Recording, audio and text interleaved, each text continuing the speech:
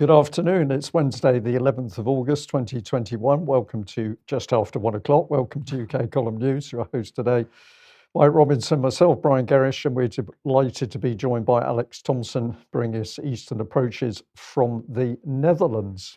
Well, we're going to get straight on with A-levels and, what joy COVID has brought everybody that was doing exams or not this year. And now we mentioned these two articles from The Telegraph and The Guardian on Friday's programme. Universities set entrance exams amid A-level chaos, said The Telegraph. And The Guardian was highlighting the press release from the UK government for extra cash for medical schools and also dental schools so that they could take in more students in 2021 and so on. So that, of course, was all very prescient because the results came out and lo and behold, everybody had done very well. Everybody has done very well. So in Plymouth, for example, it didn't matter whether you went to the grammar school or to the schools that are traditionally, held classes for students that struggled a bit more. They all seem to get A's and A stars. So 40, I think something in the region of 45% got A's and A stars this year. In 2019, it was something like 20%. So COVID has been fantastic. It has helped the economy. It's helped education. It has helped education because clearly everybody staying at home for the last 18 months has done wonders for their education. So because everybody has got A's and A stars and it's now impossible to tell the difference between them, the Telegraph has a new headline today, and it's this: A-level grades could be scrapped to end top marks for all, free for all, sorry. This means that they would be moving towards the model that they introduced for GCSEs a couple of years ago, where instead of letters, you go for numbers. So for GCSEs, you've got 1 to 9 instead of A, B, C, D, and E, as it was when I was doing A-levels. And I think maybe there was an F, maybe if you were very lucky, and maybe a U as well if you were particularly lucky. But Alex, obviously the problem for the universities is how the heck do they decide who they're going to take in and who they're not? They are very happy nonetheless that all these people with student loans are on their way. And certainly the student loans company is very happy because they're providing extra sessions for all these additional students so they can get their finance sorted out for the coming year. But nonetheless, this can only have a chilling effect on, on a long-term basis, because if people haven't done the work for A-levels this year and the grades they got aren't really representative of the position they're at academically, how are they expected to get past an Oxbridge course?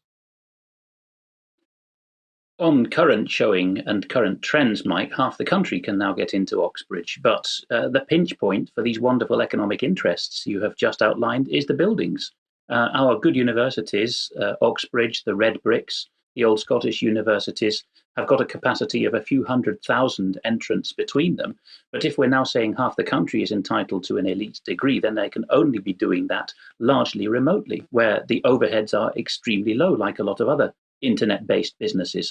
And your good summary of the economic interests at play in this great inflation is actually not even complete, because we know from the early 20th century onwards that the captains of industry, arranged as tax-exempt foundations, made a particular point on both sides of the Atlantic of dumbing down successive generations of students. This is on the record.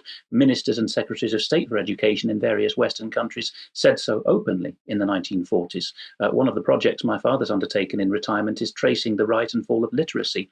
And he's quite certain from various data sources now that the high point was his generation, the 50s and 60s, when you were in school and university.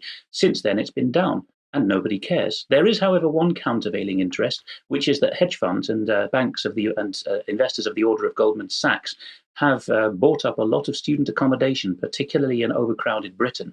And you have that right there in Plymouth. And they seemed to be on a nod and a wink that obligatory education for up to 21 was on the way, and that they had a nice captive market. So perhaps we'll stand back and reach for the popcorn as this is fought out. Well, look, we've got to ask ourselves why. What is the motivation to generate this situation? And of course, the truth is, Alex, it seems to me that if you've got an economic reality where there are no productive jobs for anybody, then the best thing to do is keep them in education for as long as possible. The student loan company is going to finance that in the meantime. Of course, they don't have to pay that back until they reach a certain salary threshold. So ultimately it doesn't matter how many people come out with pieces of paper at the end of the day. There aren't going to be the jobs waiting for them, and so that money is effectively equivalent to universal basic income. Yes, it's the state taking charge of you up to your early 20s, or as David has seen from the Scottish model, if you've ever been in social care for a day in your life, that will be up to 26 in increasing numbers of Western countries. And it is a good way of taking unemployment figures down, isn't it? Because in the 80s and 90s, with the slumps that we had there was a lot of hair tearing out about people in their 20s unemployed. And at one stroke, this became in the 90s the dialogue of the NEETs, those not in education, employment, or training. So it is another level of make work schemes. Look busy and stay off the unemployment figures. And of course, the other thing going along with this is that schooling, very much primary schooling, but all the way up to college level now, is also about the formation of mental attitudes. And some academics are even using language like, while we've got them captive, we inoculate them and give them antibodies against wrongthink. So, of course, for that reason alone, you want to hold people for longer, for more years. It's got less and less to do with productiveness and economic independence of the household. Yes, that's a very good point. Okay, let's move on. And Julian Assange is back in court, or not back in court, because of course he's still in Belmarsh. He didn't go to court. It was by video link. This is for the appeal by the US government. So the US government is going to try to rerun the arguments that have already been settled by two different judges. This is a statement from the Assange defense website. They certainly seem to be running the same old narratives. So he appeared by video link this morning. He's been in Belmarsh, of course, since 2019. Lawyers acting on behalf of the United States said that he had orchestrated one of the largest thefts of data in history. That seems like a strange twisting of the facts, but anyway, no problem. It was said in court, must be true. Claire Dobbin, QC, who was speaking for representing the United States, said that they intend to argue that the focus on his psychiatric state and claims that he doesn't, in other words, they are saying that he doesn't meet the threshold of being so ill that he cannot resist harming himself. It really requires, she said, a mental illness of a type that the ability to resist suicide has been lost.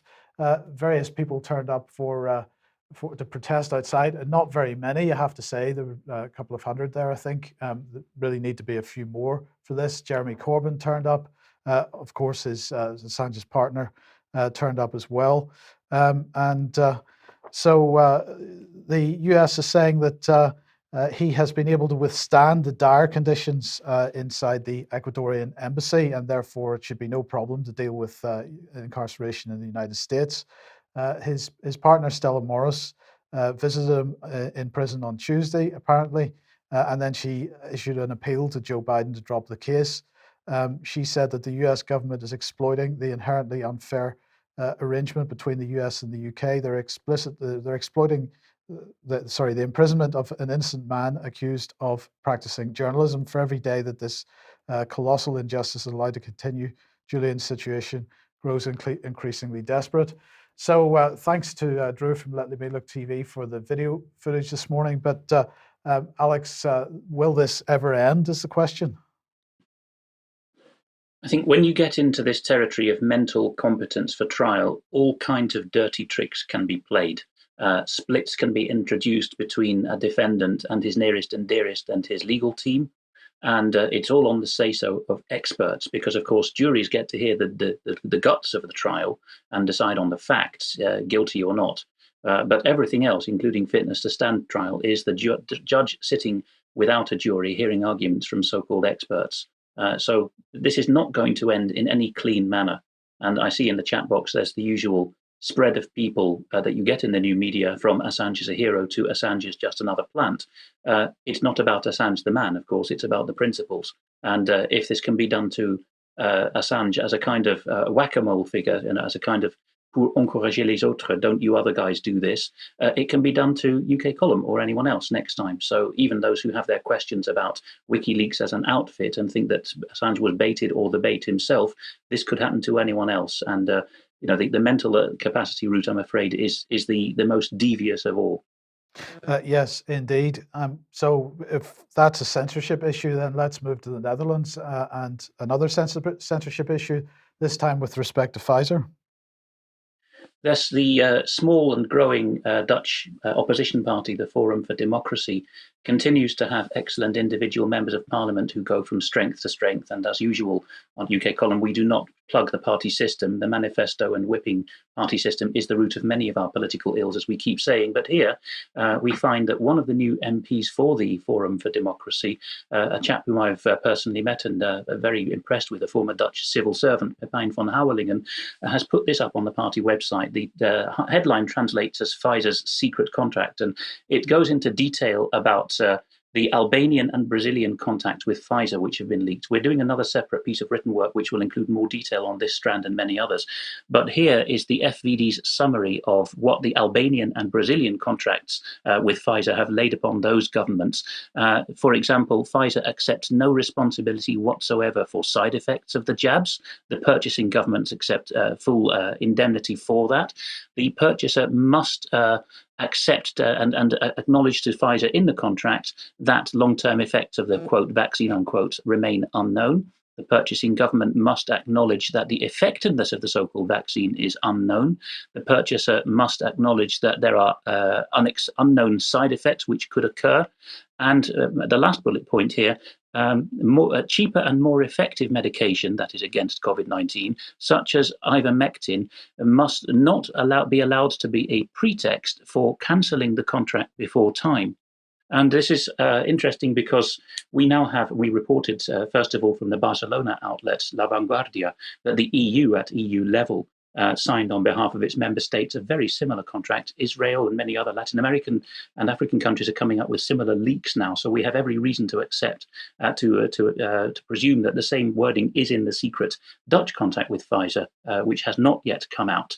But here is the main meat of it. Mr. van Houwelingen has tabled, as in the privilege as an MP, 33 questions to the health minister, Hugo de Jonge. And here are the key ones. Are you aware that Pfizer's Latin American CEO acknowledged under oath in testimony to the Brazilian Senate that Pfizer has the same terms and conditions for every country? What is meant in the English language of, this is the Latin American and Albanian contracts, but they're all the same worldwide, we're told. What's meant by Pfizer's English wording? Any device, technology, or product used in the administration of or to enhance the use or effect of such vaccine. And a follow-up question to that one is number 19. Are there other so-called vaccines that use technology or devices? Which ones? And towards the bottom, number 23, how can you, that's the Dutch health minister who now has these questions in writing to respond to in due course, how do you, minister, square your insistent pronouncement that I can be plain that there are no long-term effects, that it means from the COVID vaccines, with Pfizer's requirement and stipulation in its contracts with Albania and Brazil that there are, we don't know about the long-term effects? So this, I think, if I just move this across, there's oh no, that's the end of that slide. That's enough detail for one. We await to see with bated breath what Mr. de Jonge will say about the, in answer to the 33 questions which Mr. van Houwelingen has tabled. At the very least, this shows that when you get former civil servants with their heads screwed on and put them in Parliament with much less corrupted parties than the mainline ones, this is the kind of effect you can have. Okay, and then let's move on to Alex Berenson. Yes, he's a former New York Times journalist, and he writes now like a growing number of stuffed and censored mainstream journalists. He writes on his own Substack page. He calls his blog Unreported Truths, and you can see the URL there, white on black. And here he's reporting that Moderna has failed in its statutory duty in the United States to report to VAERS, the American repository database for adverse vaccine effects, a large number of the adverse reactions that have been made known to Moderna as a manufacturer. There are 300,000 reports of adverse vaccine reactions to Moderna in the United States that Moderna knows about from its own database and software, but many times fewer than that have found their way to VAERS. And if you tap again, I think we have more detail on that. The 300,000 figure comes from an internal update provided to employees by a little-known but enormous company called IQVIA, another one of these companies that's there for the pharmaceutical industry. And there are screenshots in the original people can go to that show this is for internal employees only.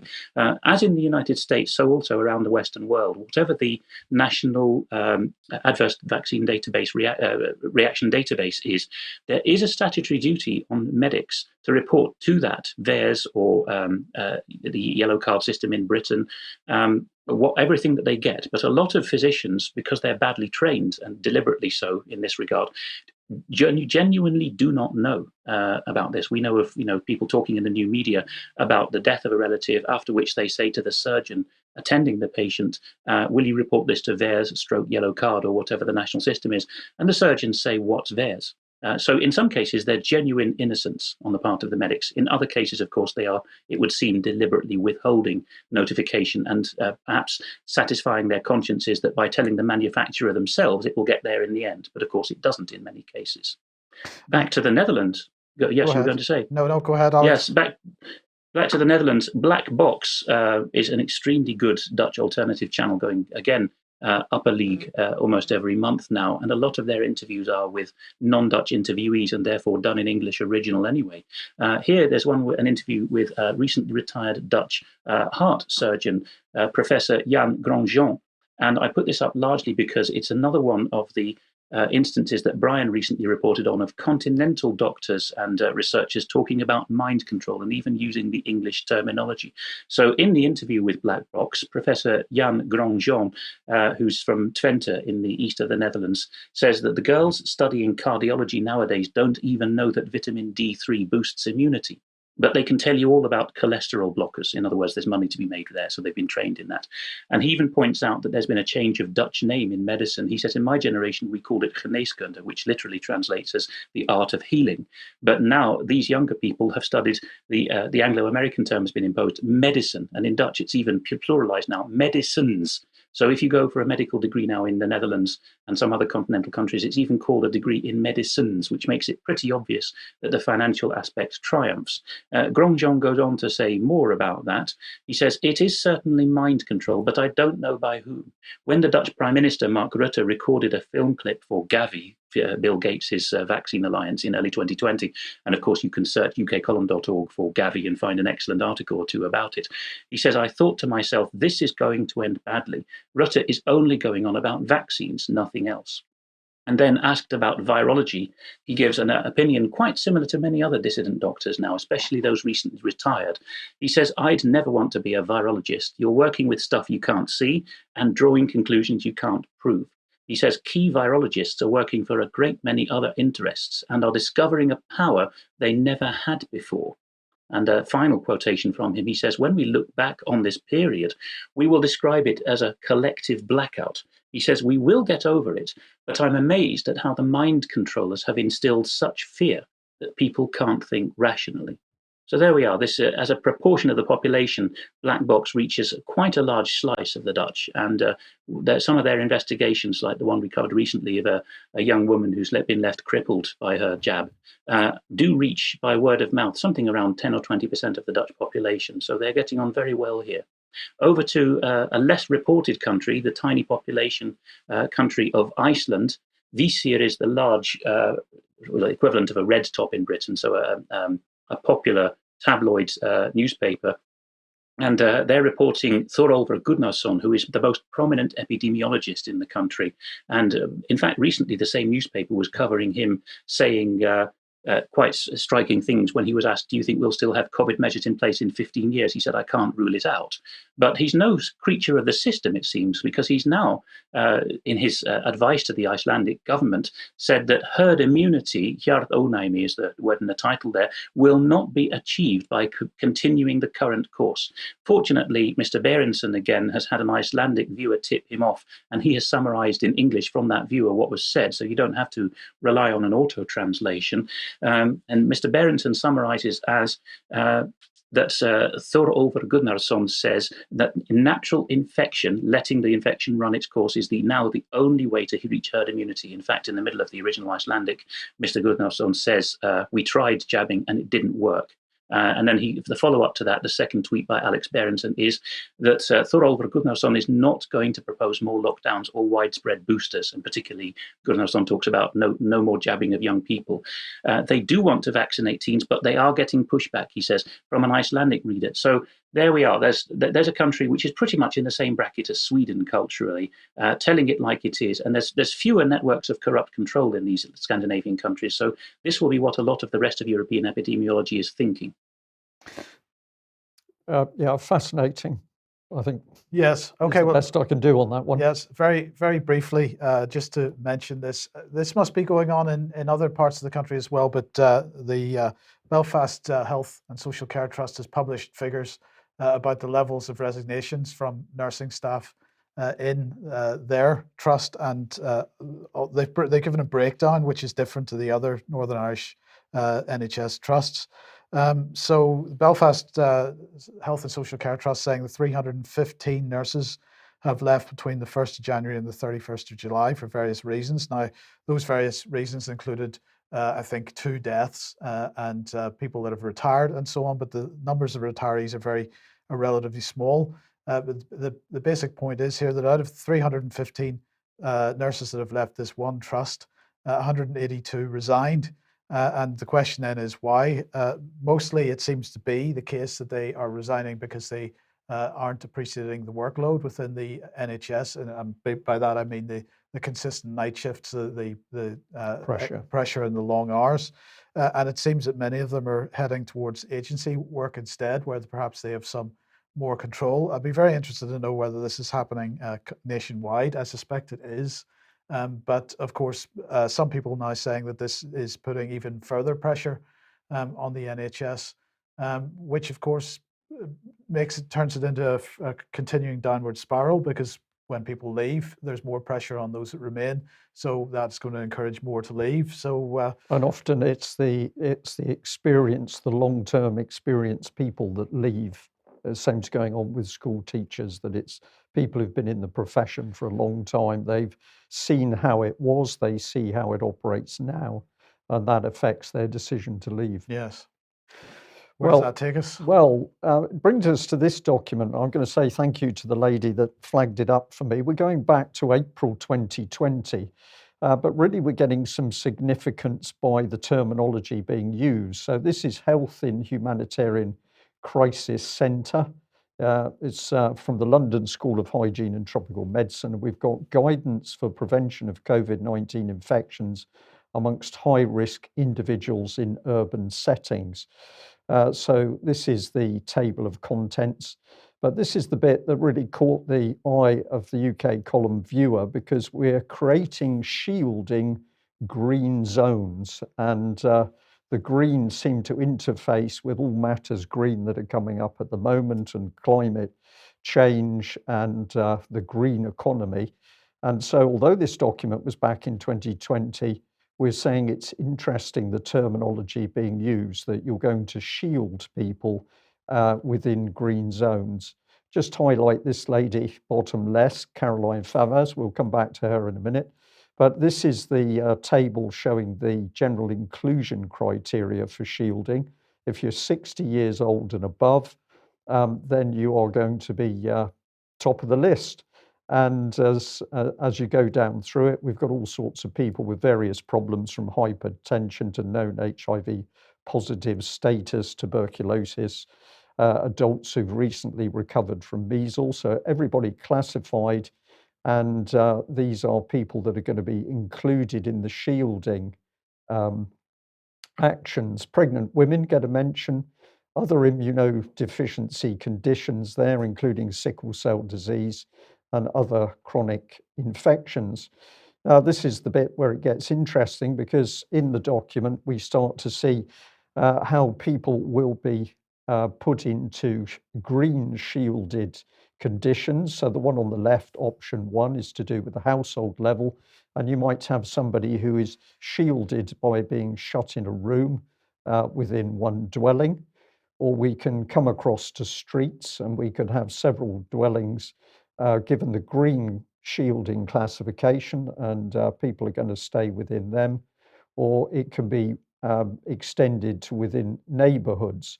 But if you read the detail on this, this is very clearly a system for shutting people down, making sure they can't move out of their area.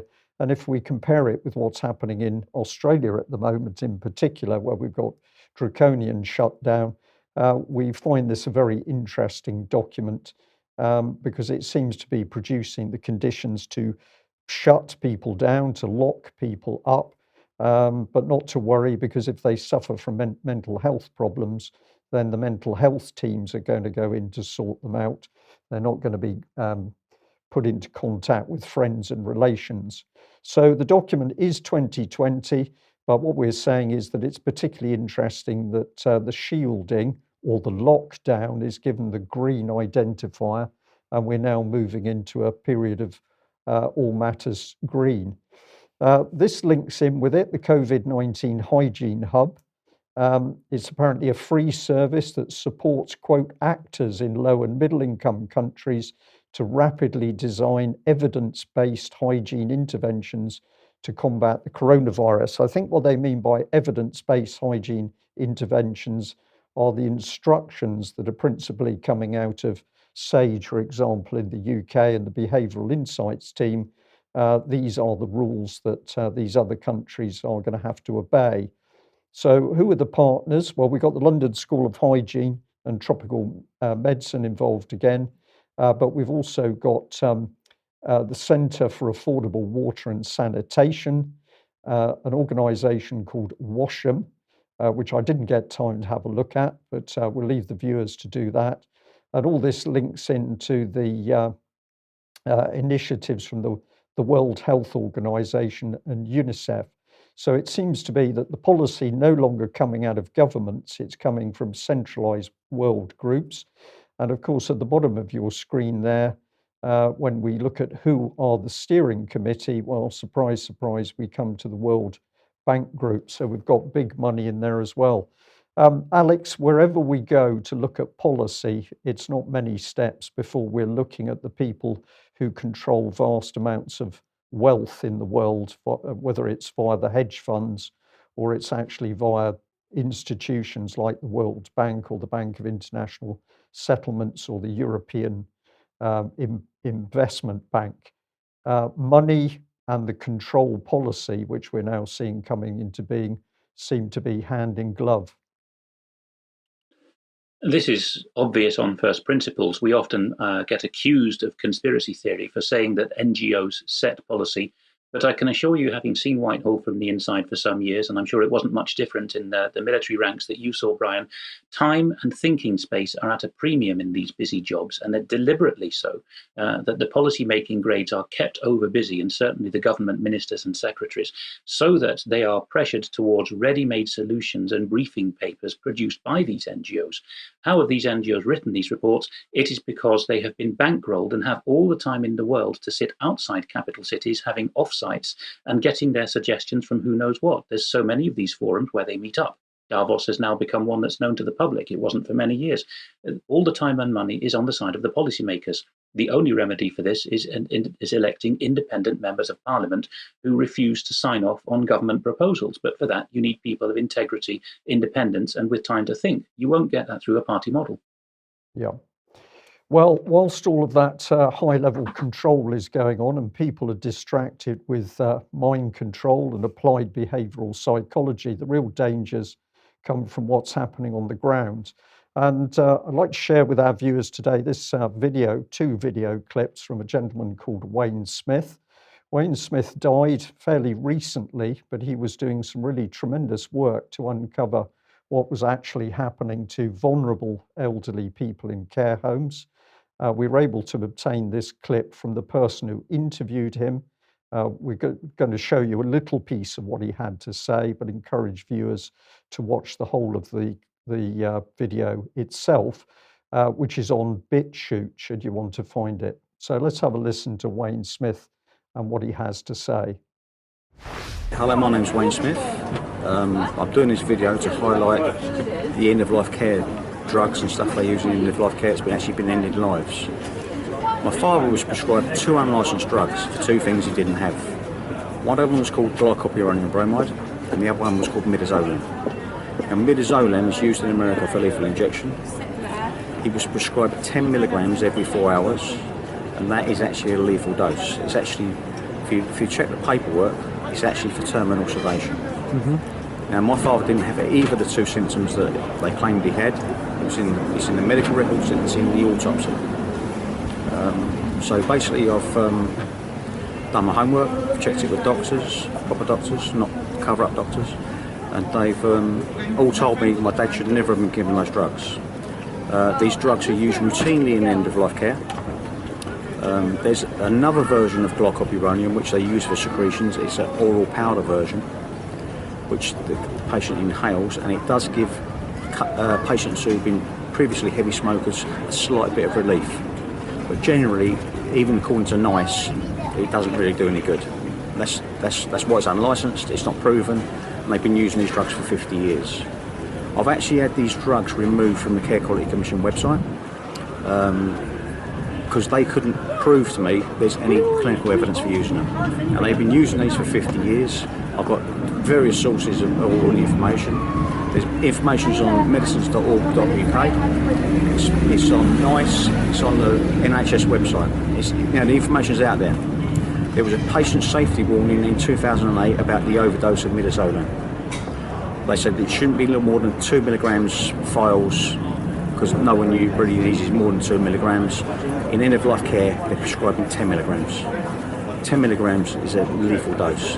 Patient safety experts told me half a milligram is enough to put an elderly patient in hospital overnight. So they're prescribing 20 times what a patient would need. Basically, that's my story. I've tried to fight it everywhere I can. I've been to the NMC, the GMC, Care Quality Commission. Not one of them has done their jobs. The council were ordered to do a safeguarding investigation by the senior coroner, who's a judge. The council refused. The local government ombudsman found the council had done nothing wrong and they upheld the council decision. I've had the same with the police. I've been to the IOPCC. The police were ordered to do a safeguarding investigation by the senior coroner. I was at the meeting when she said it. They refused. IOPCC found in favour. I've been to the IIPC, what it's called now, IPCC, and they've upheld the decision of the IOPCC. So all the way along the line, there's corruption and unbelievable. I've now found there's thousands of unexplained deaths in hospices. So a very poignant testimony from Wayne Smith. Wayne did try and speak to the UK column some months ago. Circumstances meant that we were never able to get that interview going. However, the gentleman who conducted the interview that we've just seen on screen is well known to us and has researched much of the information that Wayne Smith is talking about. And the UK column over many years has been warning what has been happening to elderly people in care homes. Feet of Clay is one of our interviews that we had up several months ago, probably just over a year ago now. So more and more details coming out about people dying under mysterious circumstances in both care homes and the NHS. And this gentleman has now died after researching in great detail. So he's talking thousands of cases. It's been publicly reported that during COVID, tens of thousands of elderly people died unnecessarily within care homes. Still no investigation by the government. But let's just hear a second part to the clip where he starts to put detail on just some of the cases that he was researching. Now, I've found 4 that are really strong. I've got one in Esher, Princess Alice Hospice. It's a 28-bed hospice. It's quite a big hospice. It should have on average 340 deaths a year. In 2011, they had 765 deaths, with 98 recorded unexpected deaths. That's nearly 400 too many. I've got another one which is called St Barnabas House in Worthing. In 2012, these figures have come from the Coastal West Sussex Clinical Commission Group. In 2012, this hospice, it's a 20-bed hospice, should have on average roughly 245 a year. It had 782 deaths there. I've got another one in Chichester, St Wilfrid's Hospice, Chichester. It's a smaller hospice, so the deaths should be smaller. It's a 14-bed hospice. The national average for that hospice is 170. In 2012, they had 552 deaths there. It's ridiculous, you know. The figures are off the scale. I've got another one up in West Midlands. It's called St Giles Hospice. It's a 27-bed hospice. The average for that is about 328 a year. In 2011, they had 1,007 deaths there. It's not a mild thing, it's a massive thing. I tried to report the 400 deaths in 1 year at Princess Alice Hospice, Esher, to Surrey Police. Surrey Police told me they will not investigate deaths at a hospice.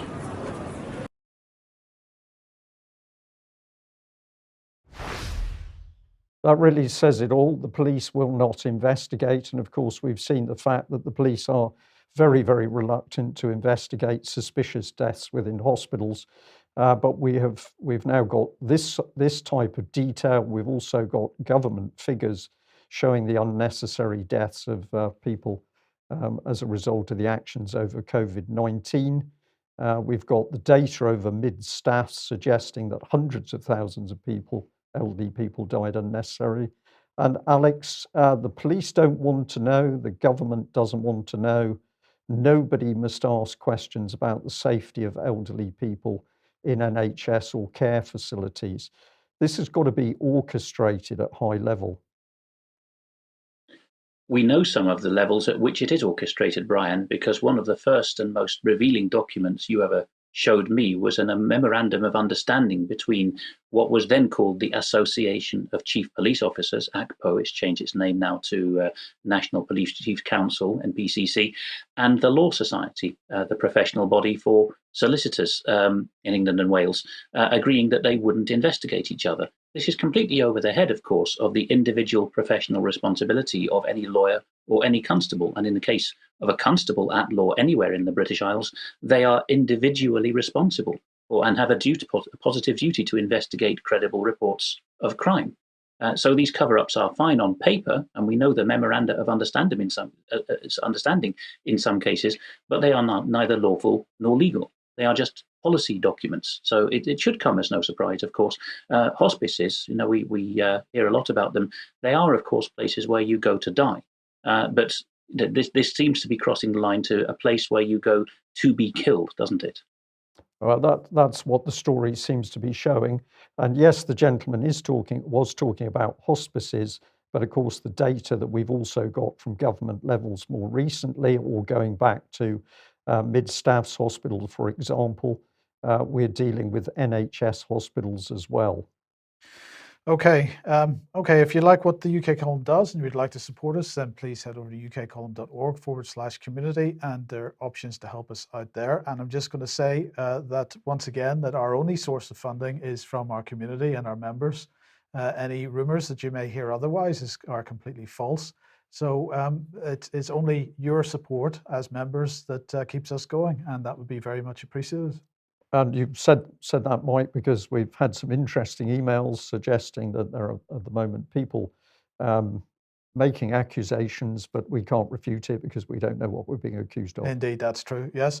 And let's move on. And if you like, or if you'd like to share material that you find on the various platforms, we're also on Brand YouTube, Rumble, BitChute, and Odyssey. Okay. Well, let's put up a UK Column email, one that's come in. This is about Alex Thompson, and I think this is a really wonderful email. Dear Brian, contrary to the criticism expressed on Extra News on August the 9th about Alex Thompson's decision to follow the PCR testing regulations for travel, I found his situation personally motivating. I too live abroad in a particular country, which at present is an amber listed country, while my parents, both in their mid-80s, live in the UK. We last saw each other in the autumn of 2019, and since then contact has been limited to telephone calls, as neither of my parents have computers or smartphones, enabling us to enjoy FaceTime, Skype, WhatsApp, messaging, etc. In the meantime, I discovered UK Column and have followed you constantly, very thankfully, as you have over the months confirmed my suspicions, cleared my doubts, and fueled my desire to dig deeper to get the truth into this absurd situation. Unfortunately, my parents got caught up in the single narrative and had their 2 jabs, which makes me more intent on getting to see them before the winter sets in and the situation gets worse. A trip to the UK means subjecting myself not only to several PCR tests, but to complying with a system I do not approve of. But it will also mean I get to spend time with my parents whose time is running out. Seeing Alex Thompson during his self-isolating process in the UK has spurred me on to make the trip, as would any compassionate human being, I believe. Infinite thanks to you all. Well, I think that was a truly wonderful email. So well done to you, Alex, for making the trip and encouraging other people. Also like to say thank you very much to Jimmy, who sent us a lovely card received today. Sincere best wishes to you all, and God bless you and the valuable work you're all doing. That came with a small donation. Thank you very much, Jimmy. And a big thank you to one of our Australian viewers who sent us through this remarkable Adelaide front page from the Advertiser: free drink for jabs as businesses take up Vax campaign. So there you are, you can get a glass of wine as long as you've been stabbed.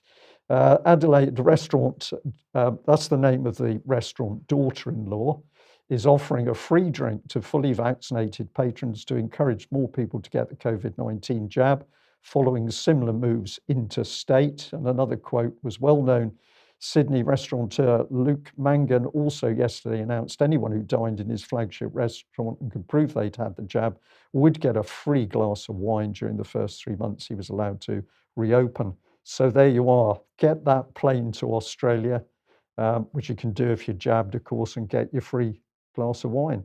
Makes sense. Okay. Okay. Look, we better remind everybody that Friday will be the last news of the summer.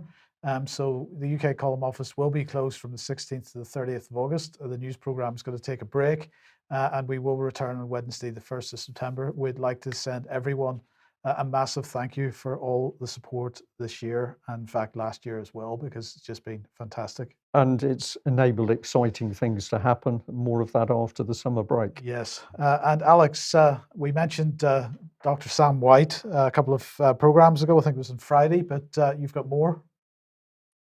Yes, if you go to the URL, which I've put in white on black just under that title there, or search for Doctors for COVID Ethics Supporting Dr. White, you will see that with a deadline, in fact, of close of business today, so only people who are watching live can help, there is a call for Dr. White to have endorsements by practicing doctors, scientists, or academics. So if you're not in those categories, even if you're retired from those categories, please don't sign. Keep this expression of support limited to that. Doctors for COVID Ethics are collecting these endorsements preparatory to a hearing by the General Medical Council, which regulates general practitioners' fitness to practice in the United Kingdom. And this is because the GMC has, following Dr. Sam White's publicity about no longer being an NHS doctor and being a functional medicine doctor, getting away from big pharma instead, has called his mental state into question. That's how fascistic the GMC has become. So if you watch this today, that's the course of action. Why are we keen on helping the likes of Dr. White and getting well-qualified people to support him in this way? It's because the esteemed late Wayne Smith said in that clip you just played, there are cover-up doctors and there are real doctors. And if in the post-NHS world, or wherever you live, post-public health world, you want anything more than palliative care, 19th century style, you're going to need dissident, well-qualified doctors like Dr. White to treat you when the mainstream channels are no longer available.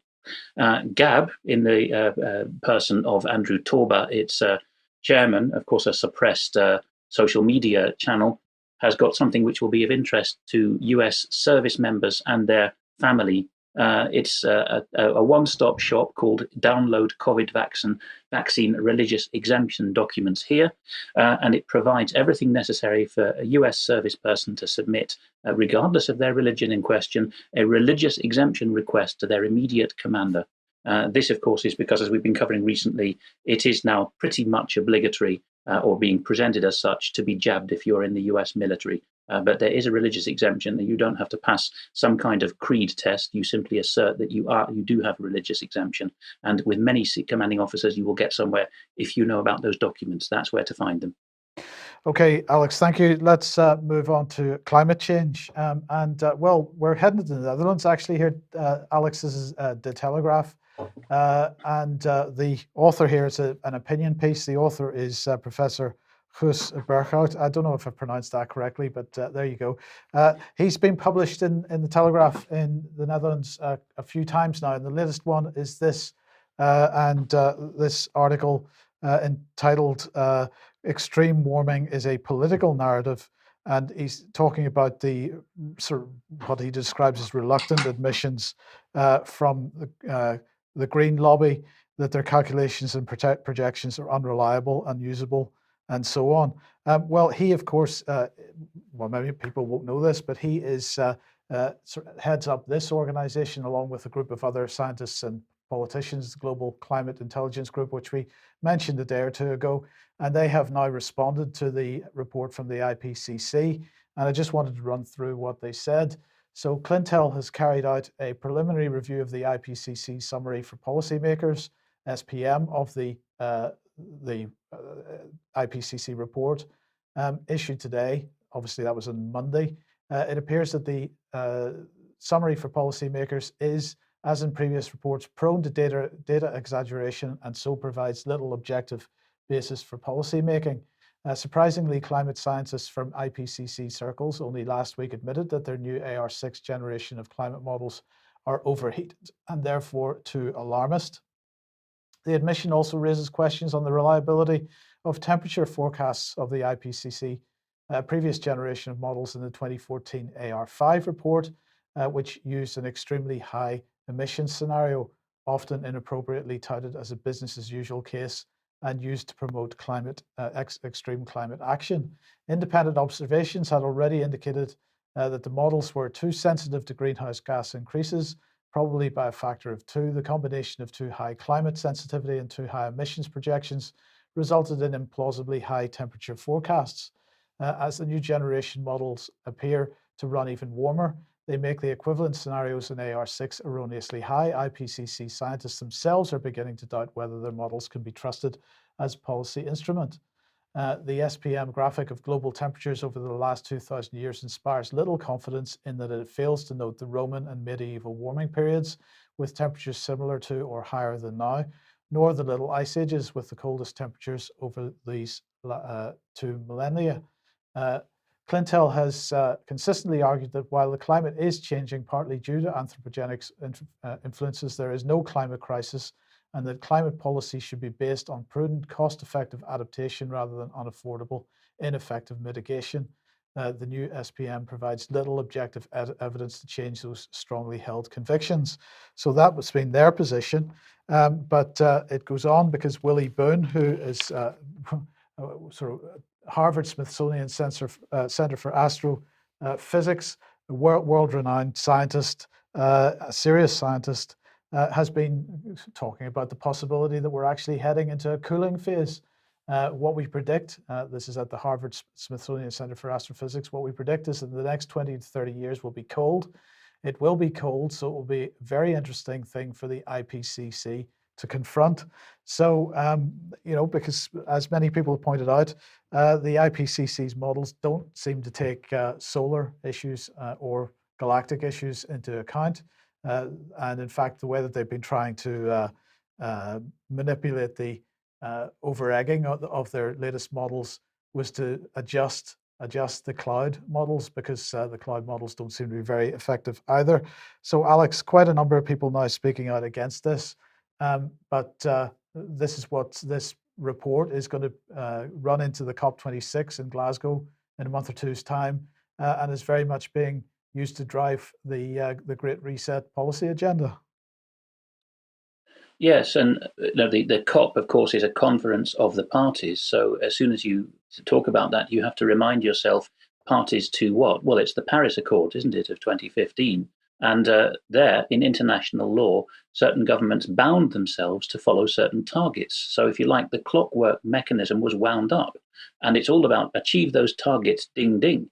A bit like the computer models that you mentioned, Mike, that fail because they don't have any of the wider context of Earth in space factored into them, just the Earth as if it were a sort of in vacuo system.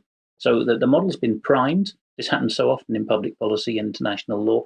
We must follow these targets. Don't distract us with any fact. We've already made up our minds. So COP26 can be touted as a meeting of scientific brains and conscientious policymakers. It's nothing of the sort. It is a checkbox exercise. Have we done enough yet to reduce humanity and its productions, or do we have to do something more swinging? Yeah, and just very briefly, Alex, of course, one thing that the IPCC isn't mentioning and really isn't getting any coverage in the mainstream press at all is the possibility, if not likelihood, that we are heading into some form of grand solar minimum. Well, it's not for nothing that you quote an astrophysicist there. As usual, the post-Soviet world is more open-minded to anything that takes a broad view of physics and the universe. You have to look east often, and they have, in a particular couple of cases of people who've become an audience in the West has become well aware of through Adapt 2030 and Ice Age Farmer. Some of these Russian climatologists have been quite definitive about it, with a number of different data sources pointing to a grand solar minimum in the 2030s, 2040s, which of course will have an effect of hysteresis. So after the low point of solar activity will come the cooling. So the rest of our adult lives, the three of us are different ages, but for the rest of our adult lives, it is looking pretty likely that we will be shivering. Indeed. Okay, well, let's move on to this from The Spectator. Revealed the BBC guide for covering climate change, because as we all know, Brian, the BBC is completely independent. Unbiased. It's completely unbiased. It covers all viewpoints. So no doubt this is going to be very interesting. So what's this story in The Spectator saying? Climate change is once again dominating the news agenda. A report from the Intergovernmental Panel on Climate Change warned that even if emissions are cut rapidly, the effects of global warming will be felt across the world. The report, which Boris Johnson has declared sobering reading, leads the news today, with the BBC dedicating 7 stories on its homepage today to climate change, today being Monday, of course. So just as well that the BBC staffers were recently treated to an internal audience research briefing, telling them how best to convey messages about climate change to different audiences. The briefing, which one insider described as being more reminiscent of a campaigning organisation, identifies 7 different groups of viewers and how to appeal to them.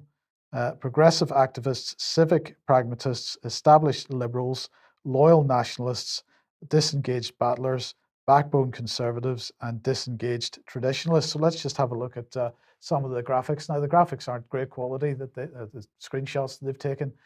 So all these groups are concerned about climate change, says the BBC, but we need to talk to them in different ways. So talk to them. Yes. So the percentage of each group that's extremely very or somewhat worried about climate change is in green. And progressive activists, 99% of them are very worried, right down to disengaged traditionalists at 72% of them are worried. So let's have a look at backbone conservatives. They are apparently practical. They've got pride in being British. They're trusting, they're conservative, they're respectful, they're older, they're hardworking, they're traditional. And so the BBC recommendations are that they build on well-established research for engaging conservatives. So that's fantastic stuff. Then we've got disengaged traditionalists. They're older, skeptical, male, traditional, disillusioned. They've got British pride. They're alienated, they're disciplined, they're working class, they're meritocratic. So we've got to be careful, says the BBC, with climate-led campaigns. Don't use messages about acting on climate change. Talk about making manufacturing fit for purpose, or building on our proud industrial past, in brackets, green jobs. Okay, so it gets better, Brian, gets better. Loyal nationalists, they're populist, they're traditional. They voted Brexit. This is the only group that voted Brexit, it seems. Authoritarian, they're working class, because only working class people voted Brexit. They're threatened, they're patriotic, they're baby boomers, and they're proud. So the BBC wants to build on climate concern without feeding fears of climate migration. So they've got to engage on the local level and highlight shared experiences, common currency of heat waves, floods, and storms, and so on. Disengaged battlers are unheard, isolated, fatalistic, environmental, financially insecure, disillusioned, disempowered, urban, and frustrated. And there the BBC recommends that they build trust, and they've got to listen to their concerns about and show how climate policies can address their concerns. But this was the bit that really grabbed me. So this was the sort of summary Meet the Audience session on climate change. It took place on the 28th of July from 4:30 to 6 p.m. And who we will speak to is on the left-hand column. And so it's a mix of people who are engaged with climate change as a topic and those who aren't, a mix of locations around the UK, 25 to 50-year-olds. And Alex, this is the bit that really grabbed me. BBC approval scores 5 to 8. So if you don't approve, I'm not really quite clear exactly what that means. It could mean, for example, that they're only looking for people that approve of the BBC within certain categories. So if you don't approve of the BBC, if you're categorized as a 1 to a 4, then you don't get a chance to communicate to the BBC because they won't speak to you. And I presume there isn't anything higher than an 8. I find this really interesting. I was particularly interested in the comment that the Spectator reported from the person who attended, who said that this was more reminiscent of a campaign organization. And that certainly is how it comes across to me. If we look at how the BBC has dealt with the climate issue over the last 20 or 30 years, and particularly if we look at how the BBC has dealt with the COVID issue over the last 18 months, they have been running a campaign and not reporting objectively at all. Yes, it's meet the plebs, but not the plebbiest plebs, isn't it? Only those whose pleb score is half or less. One of the first things, of course, that Catherine Viner did when she became chief editor of The Guardian, taking over from Alan Rusbridger, is that she sent out a memo to all that from now on we must say global heating, not global warming, because it's led by the science, isn't it? So there's a patent example of campaign journalism again. I almost feel sorry for those executives holed up in White City and Salford Quay and wherever now, because they do seem to be losing the remaining handle that they had on the plebs. Interesting, the two axes that you showed, the X and Y axis for how do we quadrant our viewership. One axis was how interested are they in solidarity, and the other was how afraid are they. Very much like David Scott's recent speech, fear not, get the fear out of your mind and then you can start thinking properly.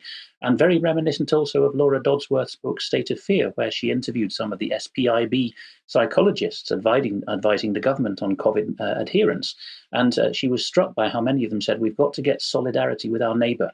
But that's what the mask wearing is all about. So it's these two vague vectors of feeling in the plebs' minds to the controllers is enough to plot them on a grid and give them the right narrative. So if you can get rid of the nonsense of solidarity and replace them with historical notions of your duties, and if you can get rid of the fear in your head, then you can start clearing your mind of all the box of tricks that you just put up. There's nothing left in the toolbox after those two factors have been removed from someone's mind. Mm. Yeah, well, I'm sitting here very quietly because you can just see into the BBC. The BBC is evaluating its audience so that it can use applied psychology and propaganda to get its opinion into people's minds. It's nothing to do with reporting truthful, factual news. This is a propaganda machine. So let's bring Sir Patrick Vallance on screen, because, of course, he's the UK's Chief Scientific Officer. And limiting global warming, he said that 1.5C is ambitious but not fanciful. Today's release from the Intergovernmental Panel on Climate Change, of course, Monday's, that is, makes plain that our goal should be to drastically reduce global temperature rises. We must achieve that goal. So he also pushed out this graphic alongside that with a quote from him. It's now unequivocal that human influence has warmed the atmosphere, ocean, and land to unprecedented degree. I think we covered this quote on Monday's programme. But it was some of the responses on Twitter that I thought were quite worth having a look at. We'll just put one on screen. Francis Hoare's here.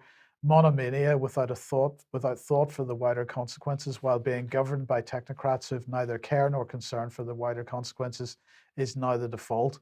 Well, that was the default through the COVID crisis so far. It's certainly not going to change in the next year. It is certainly the case with climate change. And once again, Alex, we've got someone drawing a parallel between the two policies. They do seem to have the same origin myths, don't they? And the same worldview. In the beginning was, well, like all religious systems, sin. It's just that the sin is people living their lives and doing human activities. And as someone in our chat box has pointed out, that there is a third zero agenda coming up. zero carbon and zero COVID both mean stop human activities. Now the latest campaign that BBC Radio 4 is banging on about is zero traffic deaths. And quite frankly, that is not a policy goal to go for. You can only get zero traffic deaths if you ban driving. So again, wherever you see zero, let's eradicate something. You're not living in the real world where people have a prior, anterior and superior right to go about their business. You're living in a world where all the factors are controlled by the shoulds, should and shouldn't in people's minds. So this is not a human-led system, is it? That's absolutely correct. So what's David Cameron been up to, Brian? Well, I think he's been undermining democracy since I think we're going to be having a chat about democracy in a minute. But I just had to bring this one in because UK Column has been leading, I think, the discussion about the genomics industry, and there's a lot more to be told. Here was the headline from the Mail. David Cameron landed his bosses at US genomics giant Illumina, a 123 million Department of Health contract after writing to Matt Hancock to get him to attend a conference. Well, we don't really read too much into that, do we? Perhaps we do. So apparently Mr. Cameron was a paid advisor for the US biotech gene sequencing company Illumina, and he told Mr. Hancock he strongly endorsed the firm's invitation to the then Health Secretary in April 2019, after receiving Mr. Cameron's letter written from his taxpayer-funded post-Prime Minister office. Mr. Hancock agreed to go to the conference, as you do.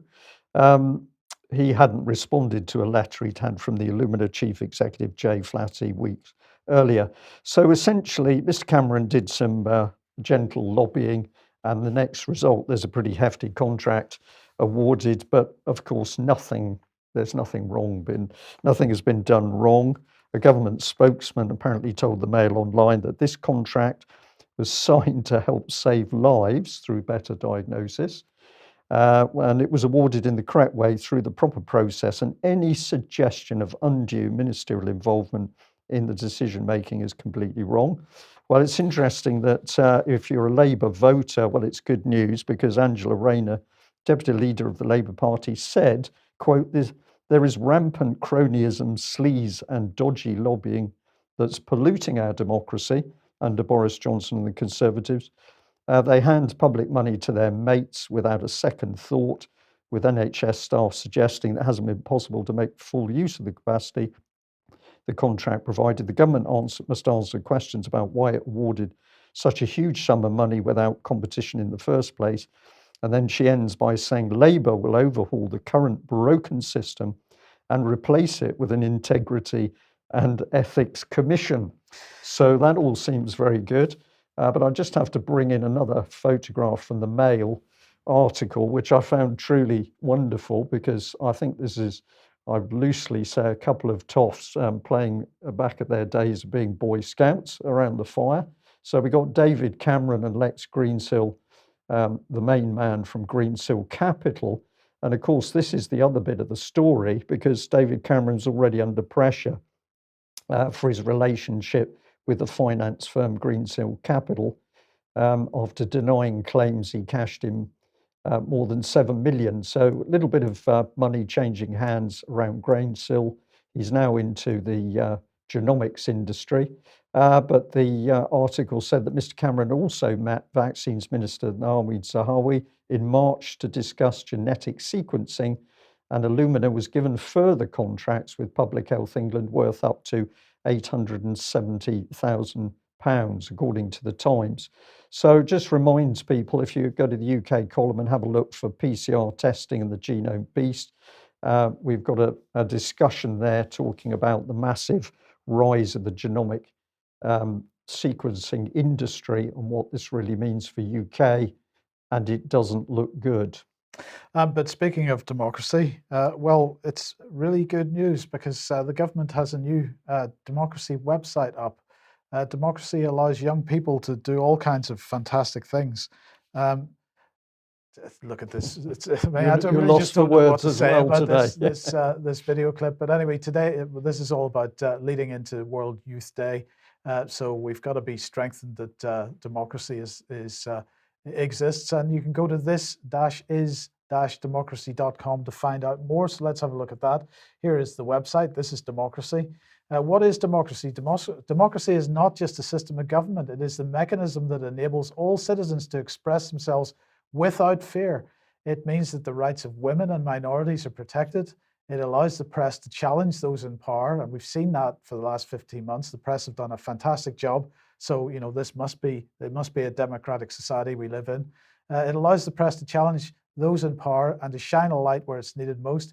It gives citizens the right to religious expression and supports the existence of an independent judiciary, because we've got one of those too, don't we?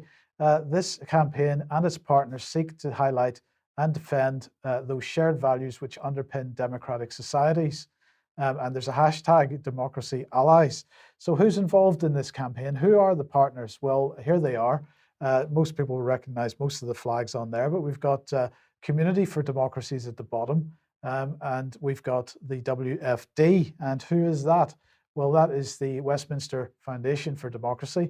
And they're into all kinds of things, including the impact of legislative oversight on government responses to the COVID-19 pandemic. I'm not certain that there is any legislative oversight on government responses to the pandemic, but anyway, that's fine. Let's have a look and see who's funding this lot.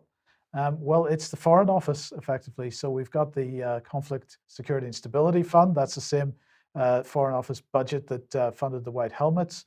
We've got the FCDO Accountable Grant. We've got the FCO Grant in Aid. We've got the FCDO Myanmar Fund, and so on. So it's mostly, if not all, FCDO Foreign Office money. There's one that's labeled third parties, but that's only 7% of the income. And European Union. 4% of the income comes from the European Union. Yeah. So anyway, getting back to the website, our shared values, what democracy means. The values of democracy. In a democracy, power is held by the people. Well, we've seen plenty of evidence of that in the last 18 months. We can impact important decisions by voting for them and by freely expressing opinions. We can also be supported by a fair and independent judicial system and free media. This creates a system of opportunity and inclusivity, a society where we can all thrive and work together towards a stronger, safer, and more resilient society. And so there are the main benefits: freedom of expression, rule of law, independent media, and inclusion. And Alex, just before I get you to comment on this, we just got to say, if you want to know what democracy is really about, get onto the UK Column website, click on the menu item that says series, and the first item in the list is A Dissident's Guide to the Constitution. And the last 3 episodes of that effectively are about democracy. But this campaign, Alex, seems to be mainly directed at other countries, Ukraine being a key one, of course. But it gives us a clue as to the thinking of the Foreign Office and the British government.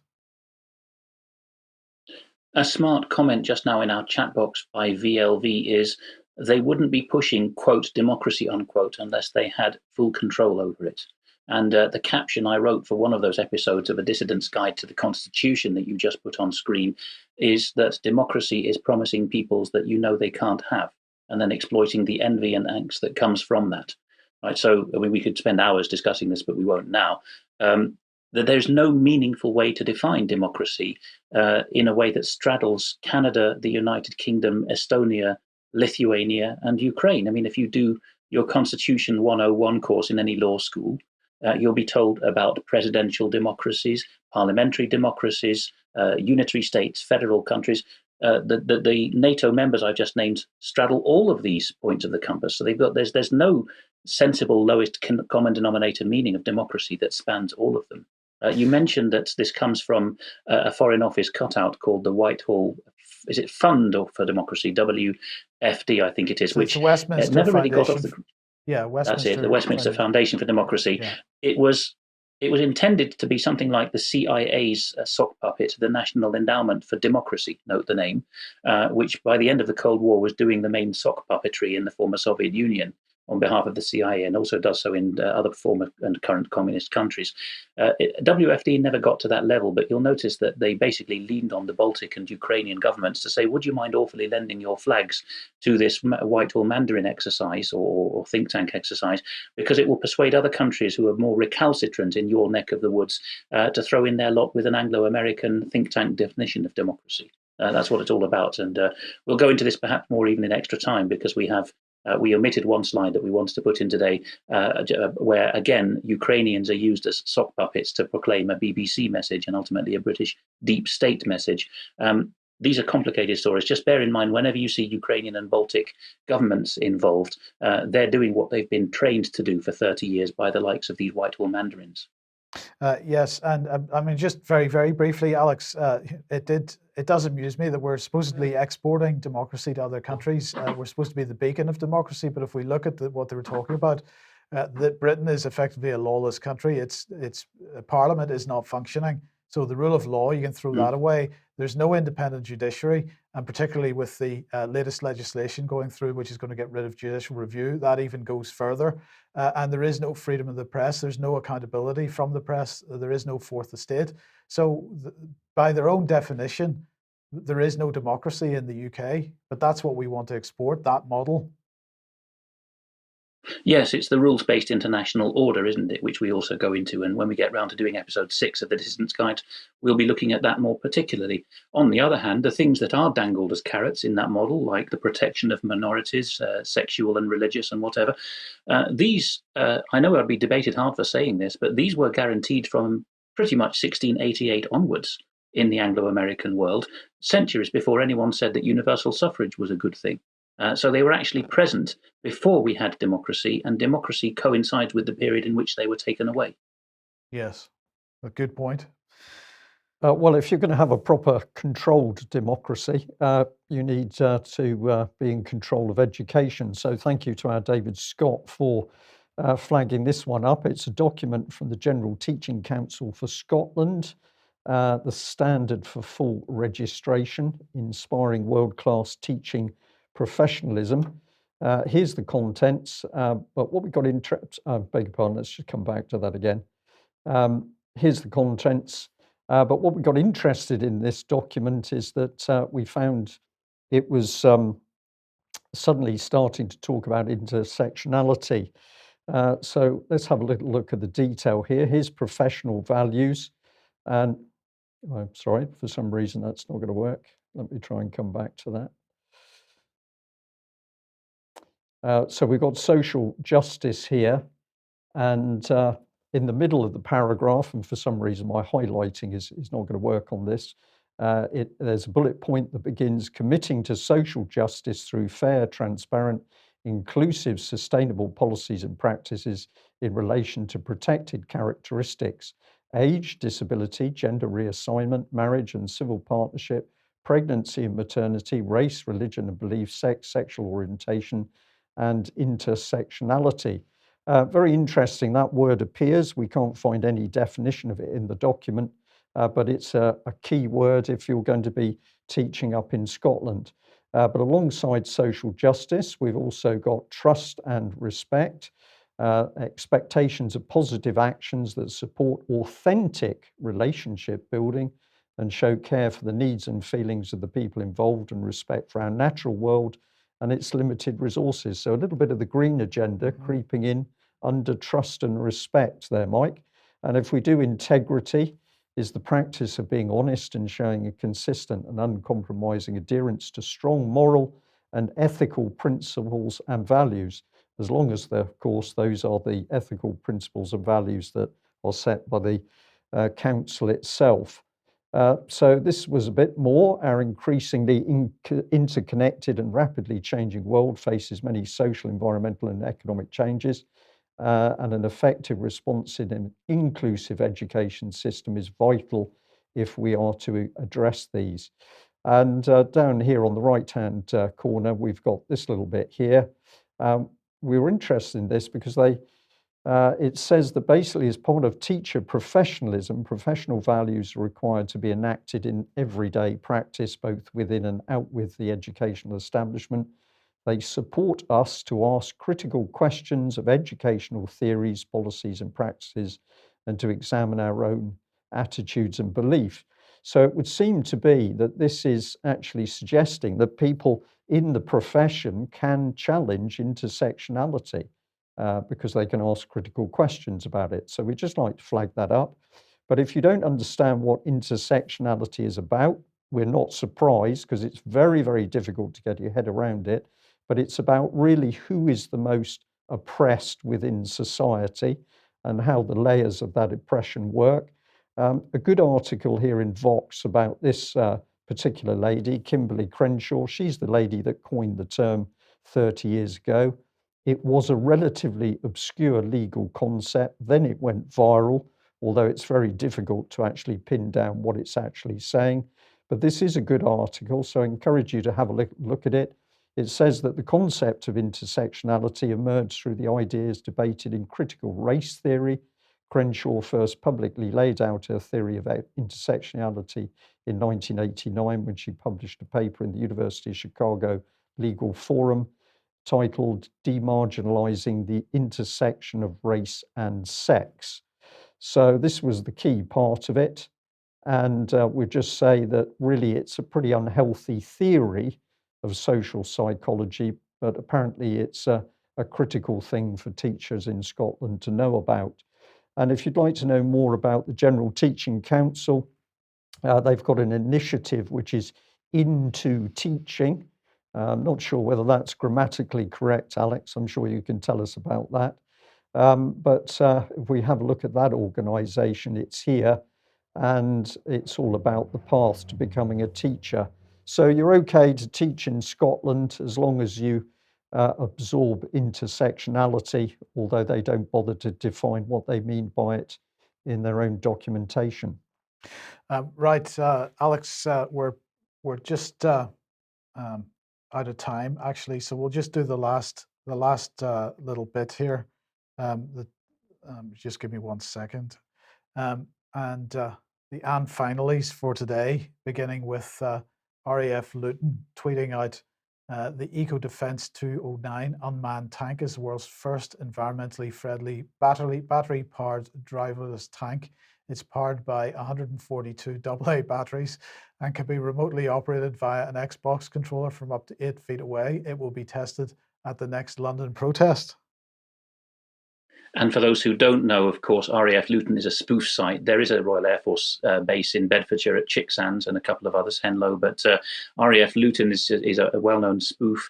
And before we move on from that one, it's not entirely spoof that an Xbox is used, because the US Navy has said that with its, I think, missile targeting training on board for those who are going to be on board warships, they are actually already in prototype using Xbox, because that's what the young folk use to guide missiles, well, to play games and now to guide missiles.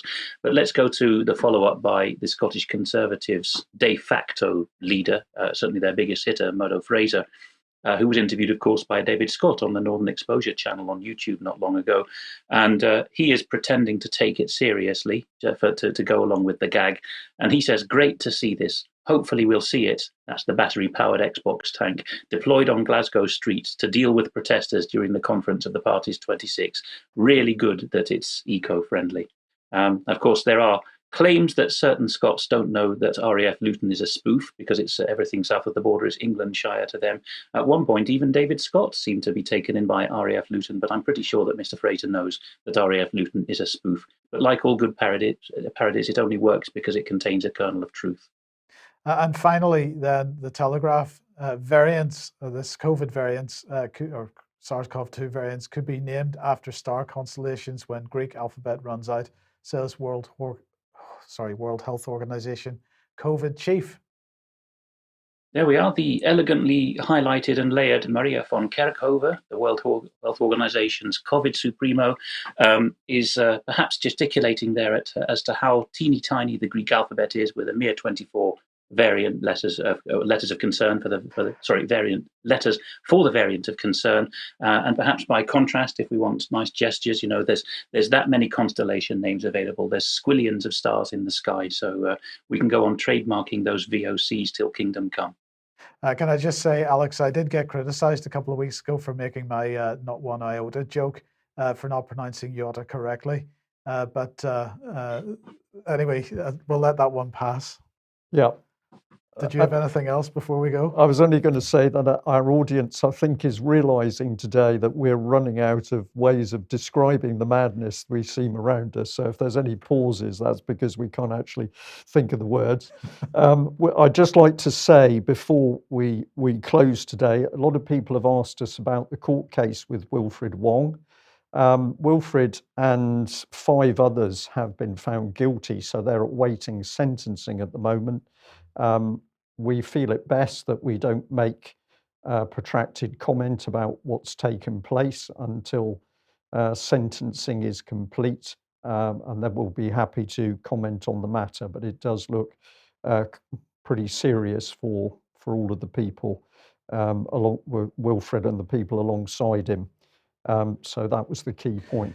And just final comment then, just to remind everybody, summer holiday, we are taking one this year. It will be the last that we do, but 16th to the 30th of August, the UK Column office will be closed. There'll be no news programme during that time, and we will return on the 1st of September. So Friday's news programme this week will be the last before the summer break. Okay, somebody has asked in the chat box, guilty of what? It was conspiracy to kidnap. I should have said that for the Wilfred Wong case.